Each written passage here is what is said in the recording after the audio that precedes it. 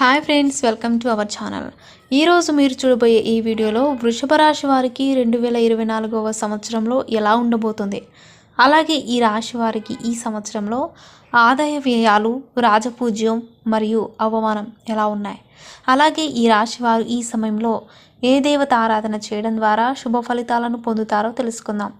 కృత్తికా నక్షత్రం 2, 3, 4 పాదాలలో జన్మించిన వారు, అలాగే రోహిణి నక్షత్రం 1, 2, 3, 4 పాదాలలో జన్మించిన వారు మరియు మృగశిర నక్షత్రం 1, 2 పాదాలలో జన్మించిన వారు వృషభ రాశికి చెందుతారు.